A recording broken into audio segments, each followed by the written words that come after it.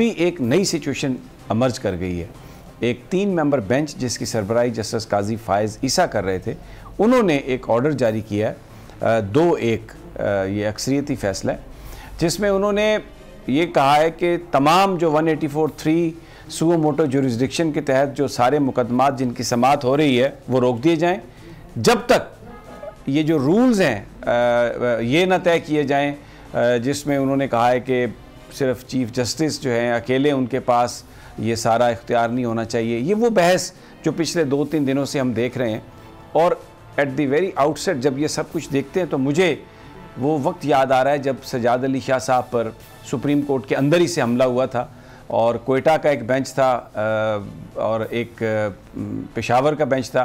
सईदुज़्ज़मान सदीकी साहब शायद पेशावर में थे और इरशाद हसन खान साहब कोयटा में थे, और सजाद अली शाह साहब के उनको बतौर चीफ जस्टिस काम करने से रोका गया था। और अभी भी ये जो एक आज फैसला ये जो आया है काजी फायज़ ईसा साहब का, तो इसके बाद बिल्ली नहीं बहुत बड़ा बिल्ला थैले से बाहर आ गया।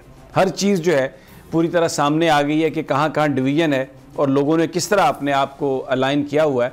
और असल मसला ये है कि ये जो इलेक्शंस के हवाले से उमर अताब बंदयाल साहब और 5 मेंबर बेंच जो इस वक्त कार्रवाई कर रहा है, उस समाअत को रोका जाए। कभी इसको 4-3 का फैसला बना के, कभी इसको कुछ और अंदाज में, कभी लेजिस्लेशन पार्लियामेंट में चीफ जस्टिस साहब की जी पावर्स को हम ख़त्म कर देंगे।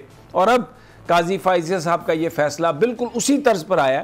केस देखें, एक 20 नंबर देने का केस था हाफिज़ साहब को, लेकिन उसमें जो मामला डिस्कस हो रहा है वो हो रहा है कि चीफ जस्टिस साहब या कोई भी अगर जो को केस की समाअत हो रही है सुओ मोटो वो रोक दी जाए और कुछ भी ना हो। अच्छा, इसमें 3-4 चीज़ें हैं। अबूज़र से भी मैं बात करूंगा, जिसमें जो सुओ मोटो का इख्तियार है उसको तय किया जा चुका है, 5 मेंबर बेंच उसको कर चुका है, और अभी भी जो समाअत हो रही है वो 5 मेंबर बेंच कर रहा है। तो ये 3 मेंबर बेंच कैसे इसको रोकेगा? तो नजर आ रहा है सामने लिखा हुआ है जुल्म मिटने के लिए 2 चीजों से मिटेगा भाई। एक, अदल की कुर्सी पे जो लोग बैठते हैं ना, वो अदल के हिसाब से फैसले करने लगे। दूसरा, कौम निकल खड़ी हो जुल्म के खिलाफ, तो जुल्म खत्म हो जाएगा। या इन दोनों में से कोई एक चीज हो जाए या दोनों हो जाए। अगर 420 का मुकदमा था, उस वक्त अदलिया में जो लोग बैठे हुए केस देख रहे थे वो पूछते ना यार चीट हुआ कौन है, जब उनको दिखता कोई चीट नहीं हुआ केस खत्म कर देते। तो जालिम जुल्म कर ही नहीं पाता। 9 जजेस ने नोट बिफोर किया मेरे केस को यार, 1.5 साल चला। शख्सी जमानत का केस, सेम केस इस्लामाबाद में कर दिया। एक ही इल्जाम पे 2 केस हो नहीं सकते भाई।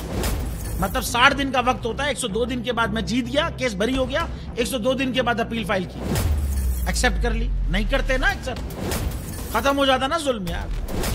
भरी अदालत में मुझे बरी कर दिया, फिर पता नहीं क्या हुआ 2.5 घंटे बाद का नोट बिफोर, मैं नहीं सुनता ये केस।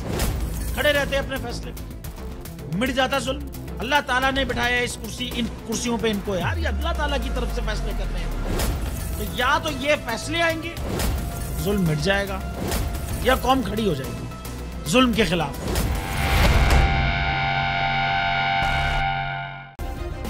सब्सक्राइब करें और बेल दबाएं ताकि कोई खबर रह न जाए।